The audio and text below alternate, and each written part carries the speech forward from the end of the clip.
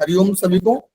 चलिए तो शुरू करते हैं आज की क्लास को। आज की क्लास में हम लोग हट्ट रत्नावली, घेरण संहिता, इन दोनों ग्रंथों में जो भी प्राणायाम के बारे में दिया गया है वो देखने वाले हैं। ओके, पहले जो दो क्लास हुए थे हम लोग का, जिसमें शिव संहिता, योग बीज, गोरख संहिता, सिद्ध सिद्धांत पद्धति, वशिष्ठ संहिता और हट्ट पृथ्वीका, ठीक है, इनके बारे में हम लोगों ने देखा था।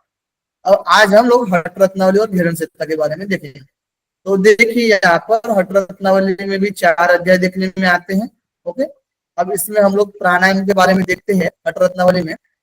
तो सबसे पहले इसमें प्राणायाम के लिए जो बताया गया है आसन, वो है सिद्धासन, बद्ध पद्मासन और स्वस्तिकासन। ठीक है, सिद्धासन, बद्ध पद्मासन और स्वस्तिकासन, इस आसन में हम लोग क्या कर सकते हैं, प्राणायाम का अभ्यास कर सकते हैं। ओके, तो 3 आसन बताए गए प्राणायाम के अभ्यास के लिए। अब देखिए यहाँ पर और जो लाभ भी बताया गया प्राणायाम के लिए, प्राणायाम न पातक, यहाँ पर देखिए तो प्राणायाम के लिए पाप दूर होता है प्राणायाम से, ये बताया गया है। ठीक है, अब हट्ट रत्नावली में हम लोग नाड़ी शुद्धि देखते हैं, तो ये 3रे अध्याय में बताया गया है। ठीक है, 3रे अध्याय में नाड़ी शुद्धि का वर्णन किया गया है। 84 से लेकर 86 नंबर श्लोक में बताया गया है। ओके, अब नाड़ी शुद्धि में आप सभी को पता है कि नाड़ी शुद्धि का जब भी संदर्भ आता है तो पद्मासन या फिर बद्ध पद्मासन की बात की जाती है। तो उसी तरीके से सेम है, यहाँ पर पद्मासन कहा गया है और हट्ट पृथ्वीका में हमारे बद्ध पद्मासन कहा गया है। बाकी जो चीजें बताया गया वो सिमिलर है, एकदम सेम है। ठीक है, नाड़ी शुद्धि में क्या करना है, पूरा करते हैं, लेफ्ट नोस्ट्रल से पूरा करते हैं एंड होल्ड करते हैं, यानी कुंभक करते हैं, और राइट नोस्ट्रल से रेचक करते हैं। ठीक है, अपोजिट नोस्ट्रल, फिर राइट से कुंभक और लेफ्ट से रेचक, इस तरीके से कंटिन्यू प्रक्रिया चलती रहती है हमारी नाड़ी शोधन प्राणायाम।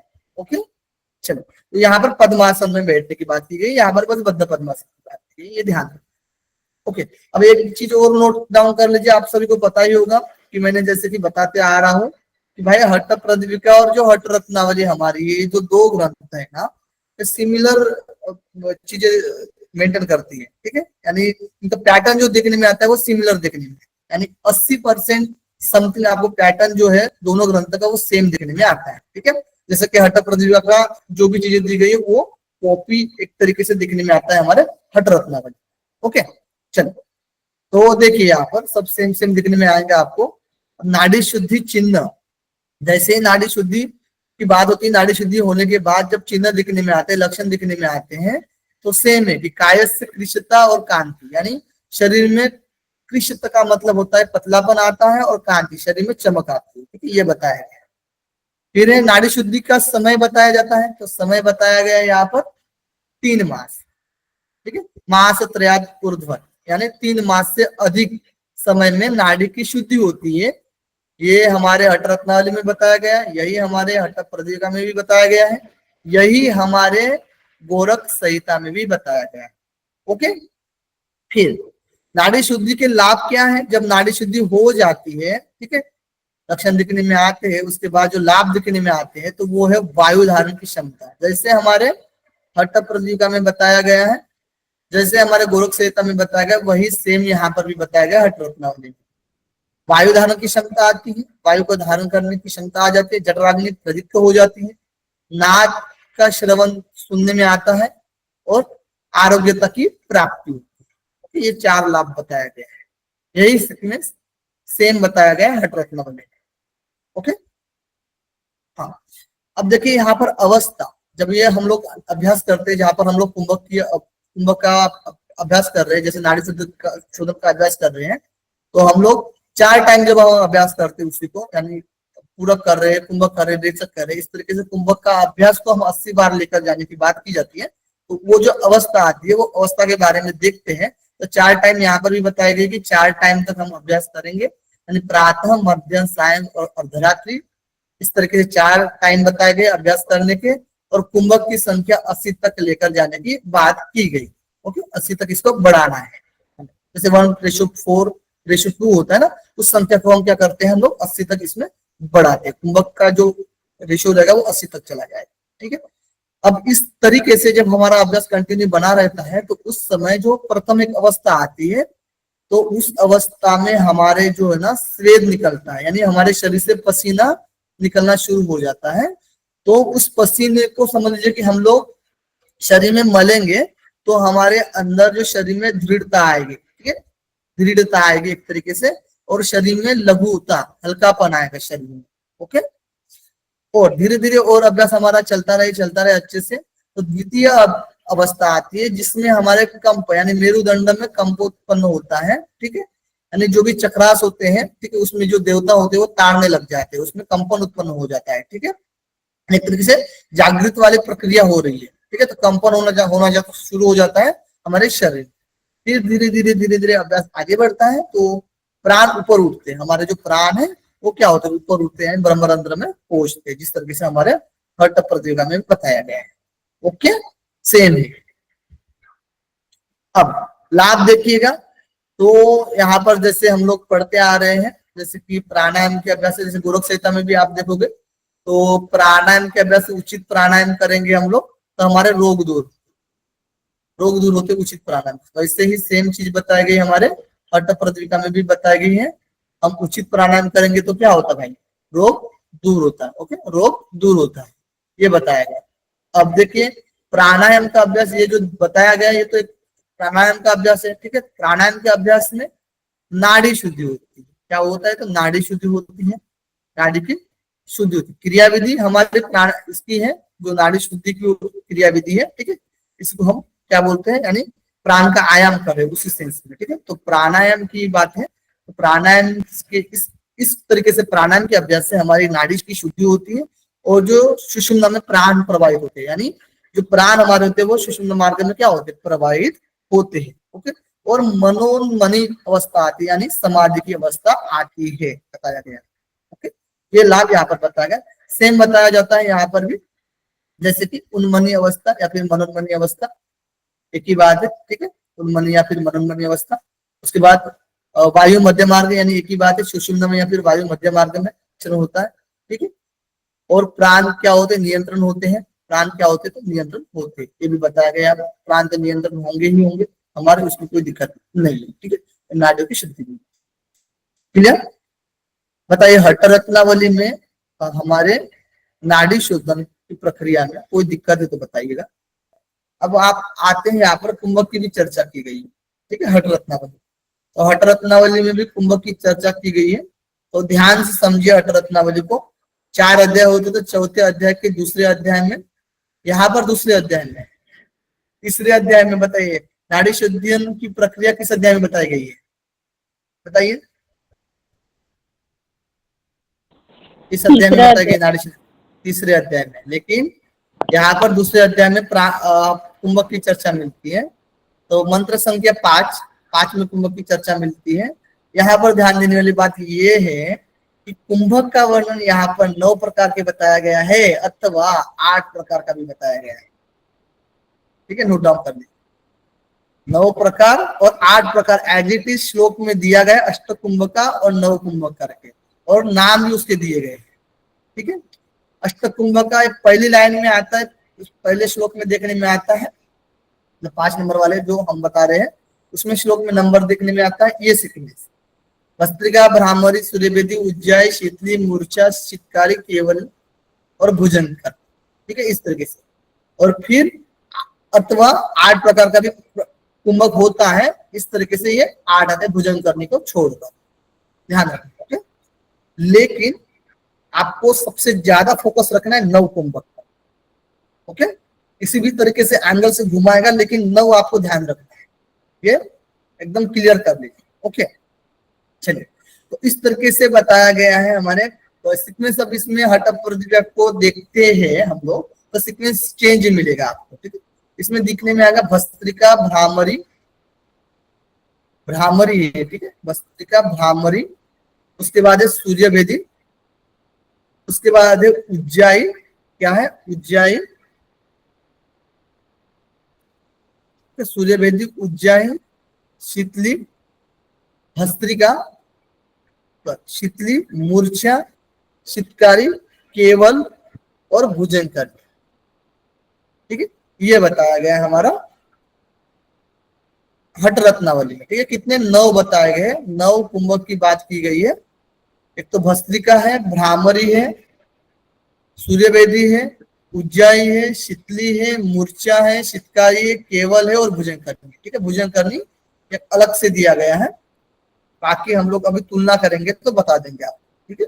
जब भी लास्ट का हम लोग जो ग्रंथ पढ़ते हैं तो उसके बाद हम लोग तुलना करते हैं, ठीक है। देखिए अब इसमें कुंभक का उद्देश्य क्या है, इस कुंभक का, इन कुंभकों करेंगे तो हमें क्या, किसकी प्राप्ति होती है, तो कहा गया है कि मनोन्मनि के लिए, यानी समाज की अवस्था के लिए हम लोग क्या करते हैं, अभ्यास करते हैं। उस अभ्यास में अनेक सारे सिद्धियां की प्राप्ति होती है, जैसा कि आप लोग देखते हो जब भी हमारा कुंभक का अभ्यास होता है, और जैसे शीतली हो गई, शीतकारी हो गई, सूर्य वेदन हो गया, ठीक है, उसमें अलग अलग लाभ भी देखने में आते हैं, ठीक। तो वही हमारे लिए क्या है, वही हमारे लिए सिद्धियां है। ओके, चलिए अब देखते हैं, सबसे पहले हम लोग सूर्य भेदन प्राणायाम, सूर्य भेदन प्राणायाम के बारे में देखते हैं। तो सूर्य भेदन प्राणायाम के लिए यहाँ पर देखिए ये सीक्वेंस है हमारा, लेकिन जब मैं विधि बता रहा हूं तो इसी सीक्वेंस से नहीं बता रहा, ये कंपैरेटिव के सेंस में इस चीज को बनाया है मैंने, ठीक है। तो इसको जो मैंने अब विधि बताऊंगा आप लोगों को, तो पर्टिकुलर जो प्राणायाम दिया गया है सब में सिमिलर जो दिखने में आता है, ठीक है, उसी के सेंस में मैंने इस तरीके से इसको लगाया हूं, ठीक है, सीक्वेंस में लगाया हूं। ओके डन, चलिए। तो यहाँ पर देखिए, यहाँ पर जो हमारा पहला है सूर्य भेदन प्राणायाम, तो सूर्य भेदन प्राणायाम जो हम लोग करेंगे, ठीक है। तो यहाँ पर जैसे हम लोग राइट नोस्ट्रल से क्या करते हैं, श्वास लेते हैं, राइट नोस्ट्रल से क्या करते हैं हम लोग, श्वास को भरते हैं, राइट नोस्ट्रल से श्वास को भरते हैं, ठीक है। राइट से भरते हैं और कुंभक करते हैं, और लेफ्ट से क्या करते हैं हम लोग, रेचक करते हैं, लेफ्ट से क्या करते हैं हम लोग, रेचक करते हैं। यानी जैसा आप लोगों ने हमारे जो हट प्रदीर्घा में देखा है वही चीज बताई गई, यानी लेफ्ट राइट नोस्ट्रल से पूरक करेंगे, कुंभक करेंगे, और लेफ्ट नोस्ट्रल से क्या करेंगे, रेचक करेंगे। यही सेम बात हमारे हट रत्नावली में भी बताया गया। ओके, कोई दिक्कत नहीं।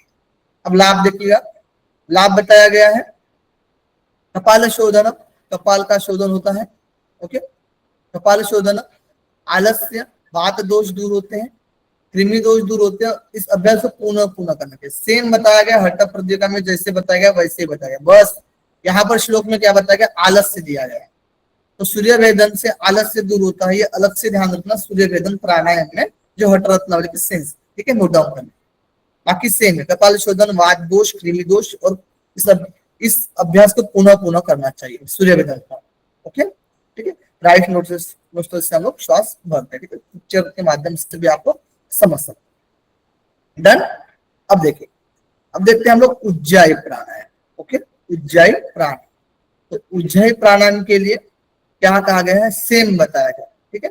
उज्जाई ध्यान रखिएगा, कल की क्लास में जो थोड़ा सा मिस्टेक है वो दूर कर लीजिए, कल की क्लास में जो भी हुआ, परसों की क्लास में जो भी हुआ था, ठीक है, जिसमें कि उज्जाई प्राणायाम में क्या करते हैं हम लोग, मुख को बंद करते हैं और नासिका से पूरक करते हैं, मुख को बंद कर नासिका से पूरक करते हैं, और उस तरीके से पूरक करते हैं कंठ हृदय तक स्पर्श हो, इस वायु का हमारा स्पर्श हो, कंठ और हृदय तक स्पर्श करते हुए पूरक करना है, मुख को बंद करके नासिका के द्वारा। उसके बाद क्या करेंगे हम लोग, होल्ड करेंगे। उसके बाद हमारे जो लेफ्ट नोस्ट्रल्स है, लेफ्ट नोस्ट्रल से क्या करेंगे हम लोग, रेचक करेंगे, लेफ्ट नोस्ट्रल से क्या करेंगे हम लोग, रेचक करेंगे। ओके, ध्यान रखना, लेफ्ट नोस्ट्रल से हम लोग क्या करेंगे, रेचक करेंगे। Okay done. सेम बताया गया हमारे हठ रत्नावली में भी, जो चीज बताई गई है वही हठ प्रदीर्घा में है, जो हठ प्रदीर्घा में जो चीज बताई गई वही हमारे हठ रत्नावली। ओके, अब देखिए लाभ भी सेम है, दिख रहा है पूरा सेम से कॉपी किया गया, एक तरीके से सीक्वेंस है, वही श्लोक है, सेम श्लोक दिया गया है। तो क्या होता है, उज्जय प्राणायाम से कफ जन्य कंठ दोष दूर होते हैं, जठराग्नि प्रदीप्त होती है, नाभि के विकार दूर होते हैं, जलोदर यानी जल संबंधित उदर में जो जल संबंधित रोग होते हैं वो दूर होते हैं, धातुगत संबंधित रोग क्या होते हैं, दूर होते हैं, गच्छतः तिष्ठतः यानी उठते बैठते चलते फिरते हम इसका अभ्यास करना चाहिए उज्जय प्राणायाम। ओके डन, ये रिपीट हो रहा है आप सबका, ठीक है। अब सितकारी, सितकारी पर चलते हैं, तो सेम सितकारी भी यहाँ पर भी बताया गया है, हमारे हठ रत्नावली में भी सितकारी, तो वही विधि बताई गई कि मुख के द्वारा पूरक कर नासिका के द्वारा रेचक करने की बात की गई, ठीक है, नासिका के द्वारा क्या करने की बात की गई, रेचक करने की बात की गई है। सेम बताया गया कार्य हट रत्नावली में, जैसे हट प्रदीपिका में बताया गया। ठीक है, सेम लाभ भी देखने में एकदम सीक्वेंस यही है और यही श्लोक है, एजिटिव श्लोक वही है। ठीक है, तो आपको एकदम से क्लियर हो रही होगी चीजें। अब हट रत्नावली को अलग से जो डिफरेंस देखने में आता है वही याद करो, बाकी याद करने की जरूरत नहीं, बाकी हट प्रदीप को संभाल लो आप, है ना। चले, तो बेनिफिट बताया गया है। दूसरा कामदेव के समान होता है, यानी सुंदरता आती है कामदेव समान। ठीक है, शरीर में योगिनी चक्र सामान्य, यानी योगियों की तरह बन जाता है चक्र सामान्य। ठीक है, समान बन जाता है योगी की तरह। सृष्टि सहकारक, यानी सृष्टि का सहकारक करने वाला, यानी इस जो भी हमारे जो प्रकृति है उसका सहकारक करने वाला है, जो भी लीन करने वाला, जो भी तत्व होते हैं उसको क्या करेगा, लीन करेगा एक तरीके से। ठीक है, चलो, न क्षुधा न तृष्णा, यानी न क्षुधा यानी भूख नहीं लगती है, न प्यास लगती है, यानी भूख प्यास मिट जाती है एक तरीके से। निद्रा नहीं सताती है उसको, उस योगी को। ठीक है, निद्रा कम हो जाती है एक तरीके से। नियम आलस्य प्रजाति, आलस्य नहीं आता है। स्वच्छंद, यानी सच्चा से क्या करता है, विचरण करता है। सर्वोपद द्रव्य वर्जित, सभी द्रव्य जो भी रहेंगे उसके लिए सब वर्जित हो जाएंगे। भूमि मंडल टू योगी, यानी भूमि मंडल में योगी कहलाता है। ओके, चलिए, ये सेम लाभ बताया गया सिक्का, हट रत्नावली भी सेम बताया गया यही बात। ठीक है, अब शीतली देखते हैं। ठीक है, तो शीतली के बारे में देखते हैं हम लोग। शीतली के लिए, तो शीतली के लिए ध्यान रखना आप लोग, शीतली के लिए। ओके, तो शीतली में देखिएगा यहाँ पर जो कहा गया है, यहाँ पर भी सेम ही चीज दिखने में आएगी जैसे हमारे हट प्रदीपिका में बताया गया। ओके, देखिए, तो शीतली के लिए बताया गया है कि सेम है, जीवा से पूरक करना चाहिए, जीवा से। ठीक है, इस तरीके से जीवा करके जीवा को पूरक करना चाहिए, जीवा से पूरक करना चाहिए, फिर कुंभक करना चाहिए, और फिर नासिका से हम लोग क्या करते हैं भाई, रेचक करते हैं। ठीक है, नासिका से रेचक करते शीतली प्राणायाम है, तो ठंडा प्राणायाम है ना। और इसमें कहा गया है इस अभ्यास को 80 बार करना चाहिए, 80 बार अभ्यास करना, यानी विशेष तौर पर कहा गया है, यहाँ पर श्लोक में ही बताया गया 80 बार अभ्यास करने की बात की गई शीतली प्राणायाम। ठीक है, हट रत्नावली का ध्यान रखिएगा, नोट डाउन करिए। और जो लाभ बताया गया वो सेम बताया गया जैसे हट प्रदीपिका में बताया गया। गुल्म दूर होता है, प्लीहा, देखिए यहाँ पर ध्यान रखिएगा, गुल्म दूर होता है, प्लीहा यानी स्प्लीन के रोग दूर होते हैं, उधर उधर यानी पेट संबंधित। ठीक है, तो यहाँ पर प्लीहा आदि रोग बताया गया, प्लीहा आदि रोग हट प्रदीपिका में बताया गया। ठीक है, प्लीहा आदि का मतलब इसमें उधर भी आ रहा है, गुल्म प्लीहा उधर आ जाएगा। ठीक है, आदि मतलब और अन्य हो जाते हैं। ठीक है, तो एग्जैक्टली जो उधर शब्द दिया गया है वो हट रत्नावली में दिया गया है।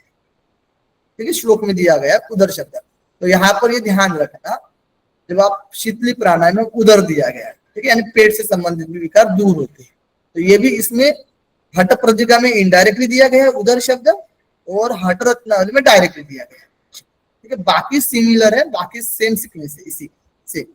गुल्म रोग दूर होता है, प्लीहा रोग दूर होता है, आदि रोग दूर होते हैं, ज्वर रोग दूर होता है, पित्त रोग दूर होता है, ज्वर पित्त, क्षुधा यानी भूख, विषम यानी प्यास कम हो जाती है, विषानी यानी रोग, विष संबंधित रोग, मतलब विष क्या होते हैं दूर हो जाते हैं तरीके से।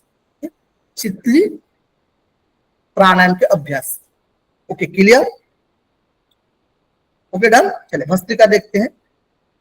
भस्त्रिका में यहाँ पर देखिए भस्त्रिका के लिए क्या कहा गया है, तो भस्त्रिका के बारे में देखते हैं हम लोग। तो भस्त्रिका में कहा गया है हट रत्नावली में कि लोहार की धोखनी की भांति बिना विराम किए, कोई विराम नहीं है फिर। ठीक है, बिना विराम किए पूरक रेचक करना चाहिए, पूरक और रेचक करना चाहिए, श्वास भरना चाहिए, श्वास को छोड़ना चाहिए, जब तक कि शरीर थकावट ना हो जाए, यानी शरीर थक ना जाए। शरीर थकने पर राइट नोस्ट्रल से क्या करते हैं हम लोग, पूरक करते हैं, और फिर कुंभक करते हैं, और फिर लेफ्ट नोस्ट्रल से क्या करते हैं हम लोग, रेचक करते हैं। ओके, ध्यान रखें। तो यही चीज बताया गया शरीर थकावट होने पर हट रत्नावली में भी बताया गया, सॉरी हट प्रदीपिका में भी बताया गया है कि राइट से हम लोग पूरक करते हैं, फिर कुंभक करते हैं, और लेफ्ट से हम लोग क्या करते हैं, रेचक करते हैं। सेम चीज बताया गई यही। ठीक है, बस यहाँ पर क्या बताया गया था हट प्रदीपिका में कि पद्मासन की बात की गई है, और नासिका से वायु का क्या करना है, रेचक करना है वायु का, कंठ, हृदय, कंठ, कपाल तक स्पर्श करते हुए पहले रेचक करने की बात की गई है, फिर पूरा करना है हृदय कमल तक आवाज के साथ, और फिर रेचक करना है, ये बात बताई। यहाँ पर सिंपल बताया गया कि लोहार की धोखनी की भांति बिना विराम किए, कोई विराम नहीं, पूरा रेचक करने की बात की। शरीर थकावट हो जाए तब राइट नोस्ट्रिल से पूरक करके फिर कुंभक करेंगे, लेफ्ट नोस्ट्रिल से रेचक करेंगे। डन। अब यहाँ पर लाभ देखिएगा, लाभ क्या है तो सेम देखने में आता है यहाँ पर भी। तो त्रिदोष, जो त्रिदोष होता है, त्रिदोष संबंधित क्या होते हैं विकार, दूर होते हैं। त्रिदोष संबंधित विकार यहाँ पर बताया गया कि दूर होते हैं। शरीर अग्नि प्रदीप्त होती है, तो सेम चीज बताया गया, शरीर अग्नि प्रदीप्त होती है, त्रिदोष दूर होता है, ये हमारे इसमें बताया गया, हट्ट प्रदीपिका में भी बताया गया। ठीक है। ब्रह्म नाड़ी के मुख, यानी ब्रह्म नाड़ी यानी सुषुम्ना नाड़ी के मुख में जो कफ जमा होता है वो भी दूर होता है। ठीक है, किससे भाई, तो भस्त्रिका से, ध्यान रखना, भस्त्रिका से। ठीक है। और इस कुंभक पर विशेष ध्यान देना चाहिए, ये बात बताई गई। यहाँ तक कि कुंडलिनी और ग्रंथि भेदन का ऐसा कुछ जिक्र दिखने में नहीं आया श्लोक में। ठीक है, तो मैंने यहाँ पर नोट डाउन नहीं किया, एक तरीके से सीधी बात है ना। तो जो चीज दी गई है वो चीज मैंने नोट डाउन किया। त्रिदोष शरीर अग्नि प्रदीप्त होती है और ब्रह्म नाड़ी के मुख का कफ दूर होता है। इस कुंभक पर विशेष ध्यान देने की बात की गई, यानी विशेष ध्यान देने के लिए बोला गया अठरत्ता। ओके। भ्रामरी, भ्रामरी देखते तो सेम है भाई, सेम है। भ्रमर की तरह पूरक करते समय तेज गति से, भ्रमर की तरफ तेज गति से वायु होनी चाहिए। ठीक है, भ्रमर में पूरक करते समय साफ साफ दिया गया है श्लोक में। और भ्रमरी, भ्रमरी यानी नरी, जो नर, नर यानी भ्रमर के समान पूरक करना है तेज गति से, तो भ्रमर होता है नर। और जो भ्रमरी होती है नारी, समझ लीजिए एक तरीके से, है ना। तो नारी जो कि रेचक करते समय धीरे धीरे। ठीक है, तो जब हम पूरक करते हैं तो तेज गति से पूरक करना है, भ्रमर की आवाज की तरह पूरक करते समय।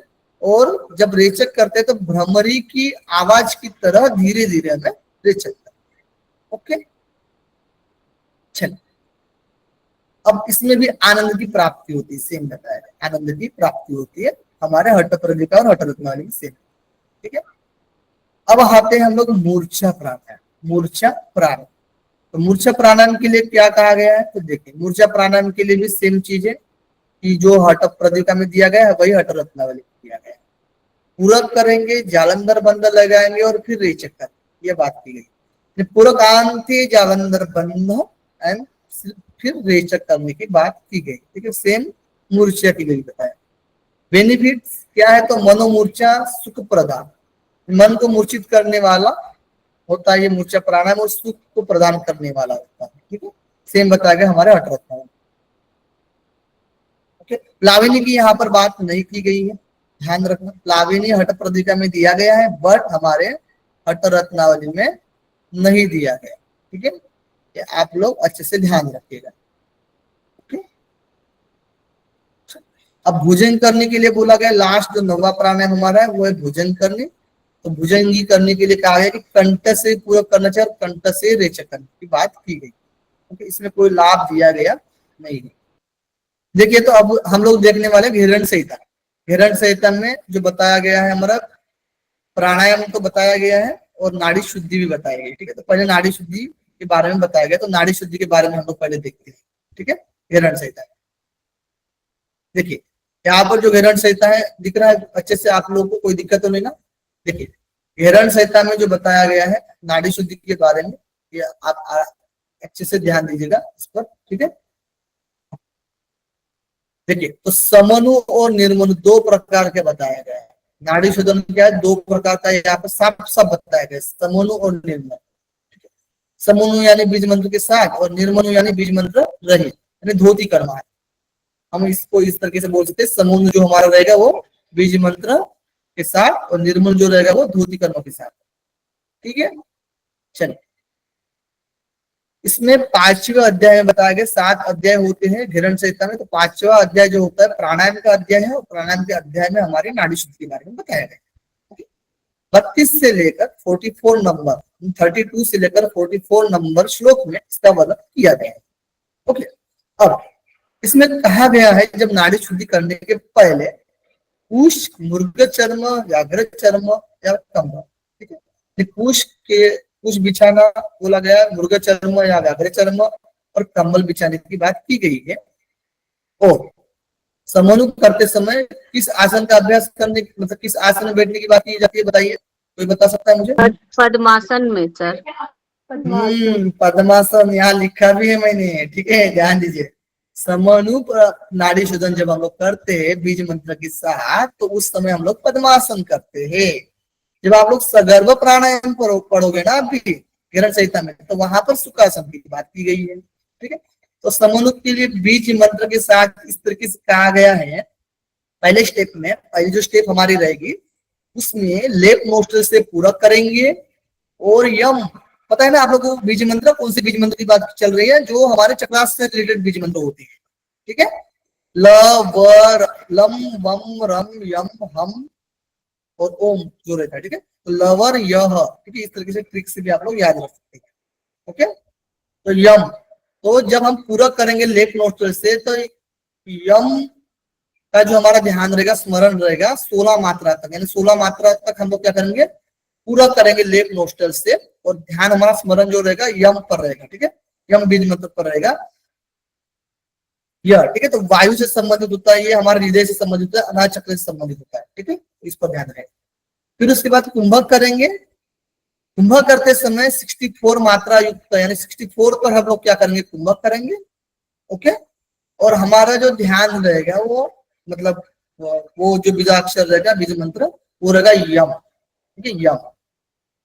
जब हम लोग कुंभक करने के बाद 64 मात्रा तक हम लोग कुंभक कर लिए, उसके बाद अब रेचक करने की बारी आती है। तो रेचक करते समय राइट नोस्ट्रल से रेचक करेंगे हम लोग, और राइट नोस्ट्रल से रेचक करते हुए 32 मात्रा तक रेचक करना है, और यम का ही हमें क्या करना है, स्मरण रखना है। ये पहला स्टेप हुआ। अब इसके अपोजिट करना है। अपोजिट करते समय राइट नोस्ट्रल से करना है, अपोजिट यानी राइट नोस्ट्रल। तो राइट नोस्ट्रल से हम लोग क्या करेंगे, पूरक करेंगे। उस समय रम, राइट, र का बताइए, र बीज मंत्र किससे संबंधित होता है, बताइए? विशुद्धि से सर, सॉरी सर, मणिपुर से। मणिपुर, और मणिपुर में कौन सा स्थान होता है, सूर्यमंडल। और राइट नोस्ट्रल किससे संबंधित होती है, सूर्यमंडल से संबंधित होती है ना, मतलब अग्नि को प्रज्वलित करने वाली होती है ना, गर्मी देने वाली, ठीक है। तो रम ध्यान रहेगा। और ये जो रहेगा यम वाला वायु से संबंधित रहेगा, ठीक है, हृदय से संबंधित रहेगा। हृदय में मन से संबंधित एक तरीके से हम लोग बोलते हैं ना, मन वाला थोड़ा सा, तो थोड़ा सा ठंडा वाला समझ लेना है, ठीक है। इस तरीके से आप लोग को दिमाग में छपाना है, ओके, एग्जाम के पॉइंट ऑफ व्यू से। फिर तो पूरक करते समय जब हम लोग पूरक करेंगे राइट नोस्ट्रल से, तो रम का ध्यान रहेगा, जिसमें हम 16 मात्रा तक पूरक करेंगे, सेम मात्रा। और कुंभ करते समय 64, इसमें भी रम। और रेचक करते समय लेफ्ट नोस्ट्रल्स 32, ठीक है, रम, ओके, स्मरण रहेगा रम बीज मंत्र का। क्लियर, ये दो चीजें, ओके। तीसरे स्टेप में आप क्या करेंगे, तो भाई अब लेफ्ट नोस्ट्रल से करेंगे, ठीक है। तो लेफ्ट नोस्ट्रल से हम लोग करेंगे पूरा। तो हम बीज मंत्र ल व र य हम, ठीक है। तो यहाँ पर हम बताया गया है, विशुद्धि चक्र से संबंधित यहाँ पर बताया गया एक तरीके से 16 मात्रा तक हम लोग क्या करेंगे, पूरा करेंगे लेफ्ट नोस्ट्रल से। फिर 64 मात्रा तक कुंभक करेंगे, होल्ड करेंगे। इसमें हमारा जो स्मरण रहेगा वो वम बीज मंत्र का स्मरण रहेगा। और उसके बाद रेचक जब हम करेंगे, तो राइट नोस्ट्रल से रेचक करेंगे 32 मात्रा तक। हमें क्या करना है, श्वास को छोड़ना है, और हमारा जो स्मरण रहेगा वो लम बीज मंत्र में स्मरण रहेगा, ओके। इस तरीके से ये हमारा जो है वो बताया गया समनु बीज मंत्र, समनु नाड़ी शोधन बताया गया, ठीक है। अब निर्मनु, यानी निर्मनु नाड़ी शोधन मतलब धोती कर्म आदि, जो हम लोग धोती कर्म शत कर्म में पढ़े थे ना आप लोग, धोती कर्म, ठीक है। निर्मनु शरीर में जो भी विशुद्धि है उसको बाहर निकाल रहे हैं, उसका क्या कर रहे हैं, साफ कर रहे हैं एक तरीके से, ओके। सगर्भ यानी, सॉरी, समनु यानी बीज मंत्र को अंदर ला रहे हैं, ठीक है। सगुन, सगुन चीजों, एक तरीके सगुन और निर्गुण संबंधित आप लोग समझ सकते हो, ठीक है। अब इसमें जो चीजें हमारे बुराइयां थी, जो भी वाइट चीजें, मतलब जो भी हमारी रोग करने वाली जो भी चीजें थी हमारे शरीर में, ठीक है, उस नस नाड़ियों को साफ करने के लिए, ठीक है, अच्छे से उसमें निर्मल कर रहे हैं, यानी साफ कर रहे हैं एक तरीके से। और जो हमें पॉजिटिविटी चाहिए, अच्छे से मन हमारा प्रसन्न रहे, ठीक है, उसके लिए जो होता है समनु बीज मंत्र का सहारा है, ठीक है जी। यानी मानसिक और शारीरिक तौर पर आप लोग समझ सकते हैं। समनु एक तरीके से मानसिक तौर पर समझ सकते हैं, और निर्मल एक तरीके से शारीरिक तौर पर समझ सकते हैं। Clear everyone? आगे बढ़ते हैं। अब लोग देखिए घेरण संहिता में हम लोग अब प्राणायाम देखेंगे, ठीक है। नाड़ी शुद्धम के बारे में देख लीजिए। 5वें अध्याय में प्राणायाम का ही जिक्र किया जाता है, प्राणायाम का ही अध्याय कहा जाता है। इसमें नाड़ी शुद्धम का तो वर्णन किया ही गया था, ठीक है। अब हम लोग प्राणायाम देखें तो 5वें अध्याय में है। इसमें 46 नंबर मंत्र में अष्टकुंभक का वर्णन किया गया है, ठीक है। 8 जो कुंभक बताए गए हैं, ठीक है। तो इसमें प्राणायाम के सेंस में बोला गया है कि प्राणायाम है ये करके ये 8 प्रकार के, ठीक है। और जो श्लोक में दिया गया अष्टकुंभक का भी शब्द यूज किया जाता है यहाँ पर। तो 8 कुंभक की चर्चा मिलती है हमारे 46 नंबर श्लोक। अब किस तरीके से 8 कुंभक है, तो ये देखिए 8 कुंभक का वर्णन है, कितने 8 कुंभक का वर्णन, ठीक है। कौन कौन से 8 कुंभक है, तो इस तरीके से देखे जाए। सहित पहला बताया गया है कुंभक, सहित सूर्य वेदन, उज्जाई, शीतली, भस्त्रिका, भ्रामरी, मूर्छा, केवल, ठीक है। तो सहित में बताइए, सहित में कितने प्रकार का सहित है बताइए, तुरंत तुरंत बता दीजिए। 2 प्रकार। सहित 2 प्रकार का है, सहित 2 प्रकार है। देखिए अब यहाँ पर कंपेयर कर लेते हैं हम लोग, ठीक है। तो यहाँ पर चीजें ध्यान रखना, जब हम लोग सूर्य वेदन, जब घेरण संहिता में सूर्य वेदन है, तो सूर्य वेदन कहाँ कहाँ पर है वो देख लेते हैं हम लोग, ठीक है।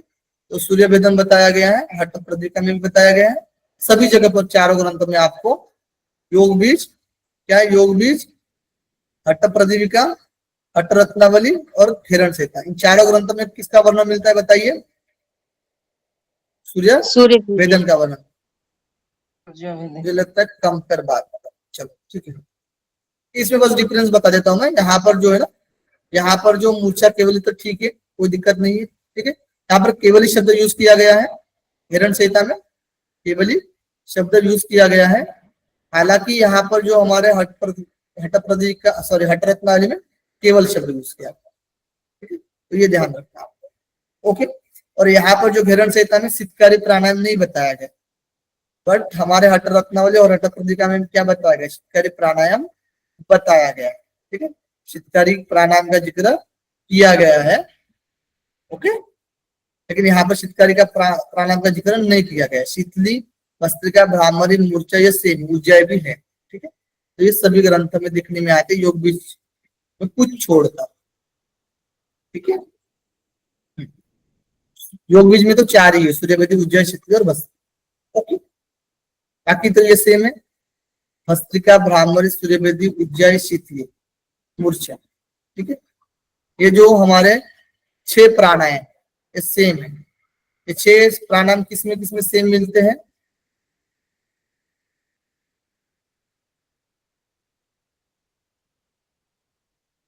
बताइए किसमें सेम मिलते हैं 6 प्राणायाम। हट्ट प्रदीपिका में भी सर सेम है। हट्ट प्रदीपिका में सेम है, और हट्ट रत्नावली में सेम है, और घेरण संहिता में सेम, ठीक है। ध्यान रखना 6 प्राणायाम, सूर्यवेदी, उज्जय, शीतली, भस्त्रिका, भ्रामरी, मूर्छा, तीनों ग्रंथ का उल्लेख भी किया जा सकता है कंपेयर करने के लिए, ठीक है। तो ये हमारे घेरण संहिता में 8 कुंभक है, सहित के 2 है, सगर्भ और निगर्भ, फिर सूर्यवेदन, उज्जय, शीतली, भस्त्रिका, भ्रामरी, मूर्छा और केवल, और इनको देखते हैं हम लोग। तो सूर्य वेदन को पहले देखते हैं। तो सूर्य वेदन में कहा गया है कि पूरक करना है राइट नोस्ट्रल से, फिर जालंधर बंद लगाना है, जालंधर बंद लगाकर कुंभक करना है, ठीक है। यानी जालंधर बंद करते हुए कुंभक करना है। पूरक करेंगे राइट नोस्ट्रल से, फिर जालंधर बंद लगाएंगे, होल्ड करेंगे, कुंभक करेंगे।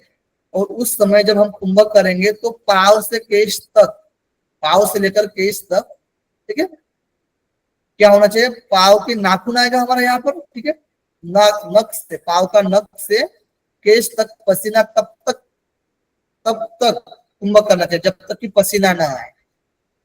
पाव के या नाखून से लेकर हमारे केश तक, ठीक है, पाव से लेकर केश तक पसीना जब तक नहीं आना चाहिए, जब तक नहीं आता तब तक कुंभक करना चाहिए, होल्ड करना चाहिए, ठीक है। उसके बाद कुंभक करने के समय ही, जब हम कुंभक कर रहे थे उसी समय ही प्राणादि वायु को, यानी प्राण आदि नहीं, प्राण अपान उदान समान व्यान कूर्म कृकल देवदत्त धनंजय, है ना, नाग कूर्म कृकल देवदत्त धनंजय, ये सभी प्राणादि वायुओं को पृथक करके, यानी इनको अलग अलग करके, इन 10 प्राणों को अलग अलग करके सूर्य नाड़ी द्वारा सूर्य नाड़ी द्वारा यानी राइट नोस्ट्रल द्वारा हमारे नाभि मूल से समान वायु को उठाना चाहिए। नाभि मूल से क्या करना चाहिए, समान वायु को उठाना चाहिए और रेचक करना चाहिए लेफ्ट नोस्ट्रल से। क्लियर? यानी पूरक करेंगे राइट से, कुंभक करेंगे और रेचक करेंगे लेफ्ट से, सेम चीज है, बस यहाँ पर 10 वायु का भी जिक्र किया गया है, ठीक है, और यहाँ पर समान वायु को नाभि मूल से उठाने की बात की गई, बाकी प्राणवायु को अलग अलग करेंगे। ओके, और पसीने की भी बात की गई है, जब पाव से पेट तक पसीना नहीं आए तब तक हमें कुंभक करना चाहिए।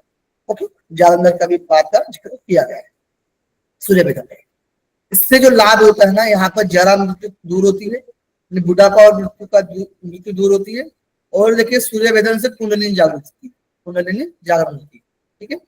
और देहानाल विवर्धन यानी अग्नि प्रदीप्त होती है देह की, उत्तम प्राणायाम कहा गया। सूर्य वेदी को क्या बताया गया, उत्तम प्राणायाम कहा गया, फिर ये घेरन से देता है।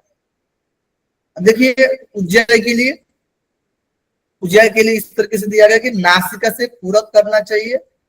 नासिका से हम लोग पूरक कर लिए, उसके बाद आंतरिक वायु, तो ये बाहरी वायु से हम पूरक किए, ठीक है, नासिका से बाहरी वायु को हम लोग क्या करेंगे, अंदर करते हैं, ठीक है, पूरक कर रहे हैं। और आंतरिक वायु को हृदय एवं कंठ, अंदर की जो वायु होती है उसको हृदय एवं कंठ, हृदय और कंठ से खींचे, हृदय और कंठ से क्या करना है, खींचना है, और कुंभक द्वारा यानी हृदय एवं कंठ से खींचना है, इसलिए वायु को अंदर की, और कुंभक द्वारा धारण करना है, और कुंभक द्वारा धारण करें, यानी फिर खींच कर हमें क्या करना है, होल्ड करना है, ठीक है, होल्ड करना है, और मुख का प्रक्षालन करके, ठीक है, यानी मुख के अंदर की वायु की बात कर रहे हैं अभी, जब अंदर वायु आया था, ठीक है, तो उस मुख का प्रक्षालन कर जालंधर बंद करना चाहिए, ठीक है, क्या करना चाहिए, जालंधर बंद करना चाहिए, और मुख का प्रक्षालन कर जालंधर बंद करे, और फिर वायु का धारण करे, अंदर बंद करके वायु को धारण करे, और फिर रेचक करे, राइट नोस्ट्रल से क्या करना है, रेचक करना है। बाहर कहने का वही सेंस है कि भाई पूरक करे, और जो वायु की बात ये पूरक करने के बाद जब हृदय एवं कंठ तक घर्षण होना चाहिए, है ना, इस तरीके से आवाज होना चाहिए, यानी पूरक जब कर रहे हैं हम लोग, बाहर की वायु जब आ रही है अंतरिक, तो फिर उसको घर्षण करते हुए जाना चाहिए हृदय कंठ तक, और धारण करना चाहिए। उसके बाद हमें क्या करना चाहिए, राइट नोस्ट्रल से रेचक करना चाहिए। ये सिंपल फॉर्म में ये होता है, ठीक है, बट इसमें तरीका थोड़ा सा अलग बताया गया है। ओके, ये ध्यान रखें। Okay, clear? इस तरीके से यहाँ पर अंदर की वायु की बात की गई, तो कहने का तात्पर्य वही निकलता है, बस श्लोक में उस तरीके से बताया गया।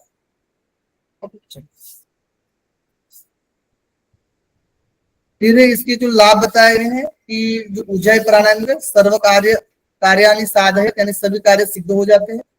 कफ रोग दूर होता है। क्रीर वायु यानी वायु में जो विकार होता है वो दूर होता है, वायु संबंधित। अजीर्ण दूर होता है। आमवात, जो आम यानी पेट में जो वात बनती है, ठीक है। क्षय यानी टीबी संबंधित रोग दूर होते हैं। काश संबंधित रोग दूर होता है। काश यानी क्या होता है, खांसी होती है, बताइए काश यानी क्या होता है। काश यानी खांसी संबंधित रोग दूर होते हैं। ज्वर यानी बुखार संबंधित रोग दूर होता है। प्लिया यानी स्प्लीन संबंधित रोग दूर होते हैं। और जरा मृत्यु का नाश होता है, ठीक है, एकदम सीक्वेंस से ये। ओके, तो ये लाभ बताया गया उज्जय प्राणायाम में। चलो, शीतकारी का वर्णन यहाँ पर घेरन सीता में नहीं दिया गया। शीतली बताई गई, तो यहाँ पर बताया गया शीतली जिह्वा से पूरा करना चाहिए, फिर नासिका से रेचक करना चाहिए। तो जिह्वा से पूरा करना चाहिए, कुंभ करना चाहिए, रेचक करना चाहिए, ठीक है। तो यहाँ पर जिह्वा से पूरा करके नासिका से रेचक करने की बात की गई है। तो सेम चीज देखने में आती है आपको शीतली प्राणायाम। इससे क्या होता है, लाभ बताया गया है। एक तो अजीर्ण और कफ पित्त दूर होता है। यहाँ पर कफ की भी बात की गई है, ठीक है। घेरन संहिता में शीतली प्राणायाम में कफ बताया गया, नोट डाउन कर लीजिए अलग से, ठीक है। सर्वदा साधय, योगी यानी योगी को क्या करना चाहिए, सर्वदा साधना चाहिए इसका, मतलब इसका साधना करनी चाहिए, शीतली प्राणायाम गस करना चाहिए। अजीर्ण दूर होता है और कफ और पित्त दूर होता है। भस्त्रिका देखते हैं अभी हम लोग। तो भस्त्रिका में कहा गया कि लोहार की दोकली की भांति नासिका से पूरा करना चाहिए, ठीक है। सेम चीजें देखने में आती है। और इस प्रकार 20 बार करना चाहिए। इस प्रकार लोअर के दोपनी की भांति नासिका से पूरक करना चाहिए, इस तरह से 20 बार करना चाहिए। और फिर कुंभक करना चाहिए और नासिका से रेचक करना चाहिए, इस प्रकार 3 बार करना चाहिए। इस तरीके से हम लोग क्या करेंगे, 3 बार करेंगे पूरी प्रक्रिया को। और जो लोअर की धोपनी की बात की, जो नासिका से पूरक, इस प्रकार 20 बार करने की बात की, पूरी प्रक्रिया को 3 बार करने की बात। डन। ये बताया गया रणसेता, बताया गया लाभ, बताया गया न च रोगो यानी रोग दूर होता है, न च क्लेश यानी क्लेश दूर होता है, और आरोग्यम च दिने दिने यानी आरोग्य क्या होता है, दिन ब दिन बढ़ते रहता है, ये बढ़ता रहता है। भ्रामरी बताया गया, तो भ्रामरी के लिए यहाँ पर कहा गया कि अर्धरात्रि में क्या करना है, अर्धरात्रि में, और जब अर्धरात्रि हो जाती है, ठीक है, अर्धरात्रि के समय बताया गया, यहाँ पर अर्धरात्रि का समय बताया गया कि हस्त से यानी हाथ से दोनों कर्ण को बंद करना चाहिए, और फिर पूरक करना चाहिए, और फिर कुंभक करना चाहिए, ठीक है, ये बताया है। पूरक करना चाहिए, फिर कुंभक करना चाहिए। यहाँ पर कुछ चीजें बताई गई कि भाई जब से 8 गुना ध्यान श्रेष्ठ होता है, और ध्यान से 8 गुना तप श्रेष्ठ होता है, और तप से जो 8 गुना होता है, ठीक है, संगीत श्रेष्ठ होता है। क्या होता है, संगीत श्रेष्ठ होता है, ये बताया है, ओके, अलग से। इसके बेनिफिट्स देखिएगा जो हमारे भ्रामरी प्राणायाम के, तो जब इस तरीके से हमारा अभ्यास होता है अर्धरात्रि में, तो कहा गया कि दाएं कान में जो आवाज आती है, ठीक है, जो नाक की आवाज आती है, तो सबसे पहले झरझर शब्द सुना देता है, झरने की आवाज, फिर भोरों का गुंजन सुना देता है, उसके बाद घंटा का आवाज सुना देता है, फिर घड़ियाल यानी छोटी घंटिया का आवाज सुना देता है, तुरही और भेरी और मृदंग का आवाज सुना देता है, और दुंदुभी आदि नीनाद सुनाई देता है, ठीक है। दुंदुभी लास्ट में बताया गया, दुंदुभी आदि का नाद क्या होता है, सुनाई देता है, इतनी चीजें बताई गई, ठीक है। झरझर भोरे का गुंजन, घंटा, घड़िया, तुरही, भेरी, मृदंग, दुंदुभी, ठीक है। इस तरीके से दाएं कान में क्या होता है, आवाज सुना देता है, ठीक है। नित्य अभ्यास से अनेक प्रकार के नादों के श्रवण अनाहत में शब्द की ध्वनि सुना देती है। यानी जब हमारा नित्य अभ्यास रहेगा, बढ़िया से नित्य अभ्यास करते रहेंगे, तो अनेक प्रकार के नादों का श्रवण, जो कि अनाहत यानी अपने आप, कोई आहत में पहुंचा कर आवाज कर रहे हैं, दोनों चीजों को टकरा कर आहत करके कोई ध्वनि नहीं निकल रही है, तो अनाहत अंदर से जो अपने आप जो ध्वनि निकलती है, यानी शब्द की ध्वनि क्या होती है, निकलती है। ये कहा गया नित्य प्रति अभ्यास रहता है। और समाधि की सिद्धि होती है, नोट डाउन कर लीजिए। लास्ट चैप्टर में आप समाधि का प्रकरण पढ़ोगे, तो उसमें बताया गया भ्रामरी से समाधि की प्राप्ति होती है, ओके। मूर्छा के लिए कहा गया है यहाँ पर, मूर्छा के लिए कि सुख पूर्वक कुंभक को करके मन को विषयों से हटाकर, यानी सुख पूर्वक कुंभक करना चाहिए, मन को क्या करना चाहिए, विषयों से हटाकर भो के मध्य में इस पद्म में विद्यमान परमात्मा में लीन कर देना चाहिए। यानी कहने का तात्पर्य ये है कि भाई सुख पूर्वक कुंभक को करना है, मन को विषयों को हटाकर भो के मध्य में लगाना है, ठीक है। इस तरीके से यानी इस पद्म में विद्यमान परमात्मा में लीन कर देना चाहिए। यानी जो भी विषय जो भी होते हैं, ठीक है, उसको तो हटाकर क्या करना चाहिए, इस मन को परमात्मा में इस तरीके से क्या करना है, लीन करने की बात की गई है मूर्छा प्राणायाम, ओके। इससे लाभ जो मिलता है ना, आनंद की प्राप्ति होती है, आनंद की प्राप्ति होती है, ये कहा गया है, ओके डन। अब देखिए लास्ट में जो हमारा केवली प्राणायाम है, ठीक है, तो केवली प्राणायाम यहाँ पर बताया गया सोहम मंत्र की बात की गई है, सोहम मंत्र भी कहा गया है, ठीक है। सोहम मंत्र से संदर्भित केवली प्राणायाम को लिया गया है, सोहम, ठीक है। अब हंस उल्टा करेंगे, सोहम सोहम करते करते हंस हो जाता है, ठीक है, उल्टा ना, जैसे राम राम राम राम राम है ना, इस तरह। केवली प्राणायाम में जो हम हंस मंत्र का जप करते हैं, तो एक दिन में, ठीक है, 24 घंटे में कंटिन्यू बना रहता है। जैसे कि हमारे श्वास भरते हैं तो क्या होता है, सो की ध्वनि निकलती आती है, ठीक है, श्वास निकलता है बाहर, यानी संतश्वसन जो चल रहा है ना हमारा, श्वास आ रही है, सो की ध्वनि हो रही है। और जब हम रेचक कर रहे हैं अपने आप, यानी बाहर निकल रहा है अपने आप वायु संतश्वसन में ही, तो श्वास जब बाहर जा रही है तो सो हम की ध्वनि सुनाई दे रही है, ठीक है।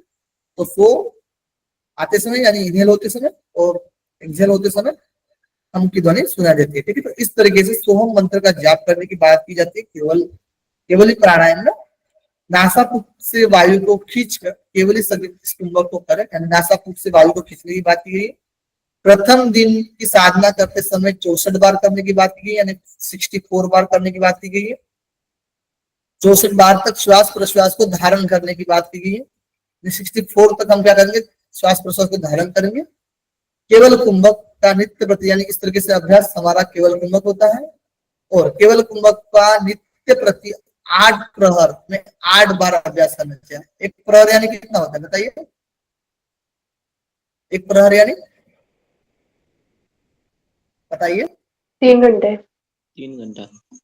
3 घंटे, तो 8 3 24, यानी एक तरीके से 24 घंटे की बात की गई है यहाँ पर यानी 8 बार करने की बात की गई है। ठीक है, और प्रातः काल, मध्यम और सायंकाल तीनों समय समान संख्या होनी चाहिए, समान संख्या में साधना करें इस तरीके से। ठीक है, और जब तक इस कुंभक की सिद्धि न हो जाए तब तक अजपा गायत्री के साथ प्रमाण से 5-5 बार वृद्धि करते जाए, यानी गायत्री के साथ अजपा गायत्री। ठीक है, अजपा गायत्री के साथ, यानी जब तक इस तरीके से जो आप पूरा कर रहे हो, ठीक है, उसके बाद क्या कर रहे हो, श्वास प्रश्वास को धारण कर रहे हो, धारण करके रख रहे हो। ठीक है, इस अभ्यास को करते रहे हम धारण करें एक तरीके से। ओ जब तक सिद्धि ना हो, यानी कुंभक की सिद्धि न हो जाए, ठीक है, इस कुंभक की सिद्धि न हो जाए तब तक क्या करना, अजपा गायत्री, यानी अपने आप जब तक नहीं लगेगा सोहम मंत्र का जब अपने आप नहीं होता है। ठीक है, ये तो हम लोग प्रक्रिया कर रहे हैं, तो चलो ठीक है, प्रक्रिया कर रहे हैं तो ये जप हो गया हमारा। ठीक है, एक तरीके से रोज अपने आप जब होता है उसको बोलते हैं अजप। तो अपने आप जब तक नहीं होना चाहिए, इसकी 5 बार वृद्धि करनी चाहिए, 5 बार इसको कंटिन्यू मतलब इस तरीके से अभ्यास करते ही रहना चाहिए, ये कहा है। लाभ बताया गया है कि आयु में वृद्धि होती है। इस तरीके से आयु में वृद्धि यानी जैसे कि हमारा श्वास जितना बाहर जा रहा है ना उतना आयु हमारी घटेगी। 1 मिनट में ज्यादा वायु बाहर जा रहा है, ठीक है, तो हमारी आयु क्या होगी, घटेगी, सॉरी हाँ घटेगी। और 1 मिनट से कम श्वास बाहर जा रहा है, ठीक है, तो हमारी आयु क्या होगी, बढ़ेगी। यानी एक तरीके से कहा गया है कि 12 श्वास से कम हमारा मतलब 12 श्वास से कम होगा ना, ठीक है, 1 मिनट में, तो हमारी आयु बढ़ेगी। और 12 श्वास से ज्यादा होगा तो आयु हमारी घटेगी। जैसे वहां पर कहा गया था कि भोजन करने में कितना लगता है हमारा, ठीक है, मृत्यु की क्रिया में कितना वायु बाहर जाता है, व्यायाम की क्रिया में कितना होता है, संगीत की क्रिया में कितना होता है, ये बताया गया। ठीक है, वहां इसी सेंस में। और अजबा की संख्या से दुगुना जप करें, जप करते रहना चाहिए। ठीक है, इससे आनंद की क्या होगी, प्राप्ति होगी, आनंद की प्राप्ति होगी, ध्यान लाभ है। ओके, देखिए सहित, सहित कुंभक है ना, कुंभक के अंतर्गत में आता है, बताइए सहित, सहित और केवल कुंभक सुना है आपने?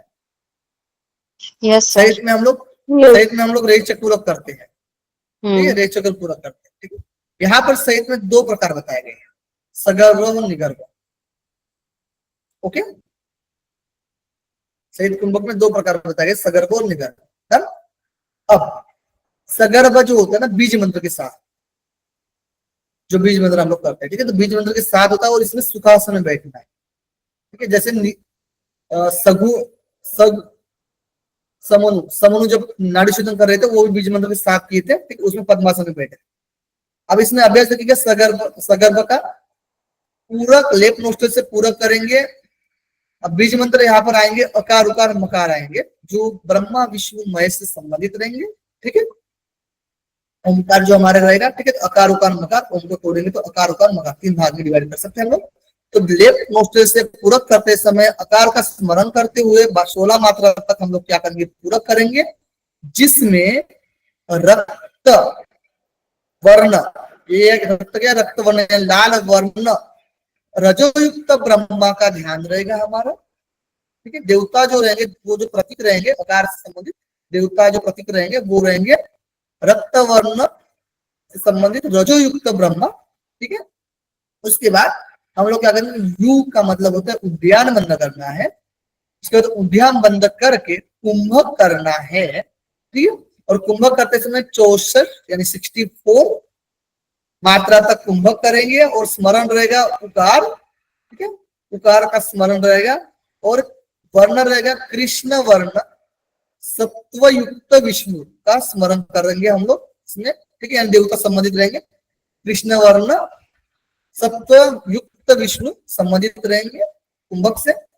और रेचक से हमारे, यानी उसके बाद रेचक करेंगे राइट नोस्ट्रल से 32 मात्रा तक हम लोग क्या करेंगे, वायु को बाहर निकालेंगे। और मकार का स्मरण रहेगा शुक्ल युक्त, यानी शुक्ल वर्ण रहेगा और तमो युक्त शिव हमारे देवता रहेंगे हमारे मकार से संबंध। Okay done. एक बात नोटिस करिए यहाँ पर क्या चेंज दिखने में आता है बाकी ग्रंथों के अकॉर्डिंग। जो कृष्ण है ना उसमें सत्व गुण विष्णु बोला है ना, और जो शुक्ल है उसमें तमोगुण शिव बोला है। तो मतलब शुक्ल तम नहीं हो सकता और कृष्ण सत्व नहीं हो सकता इसमें। हाँ ठीक है, ये डिफरेंस होता है, ठीक है। जैसे श्वेता ठाकुर ने जैसे बताया ना, वो डिफरेंस होता है।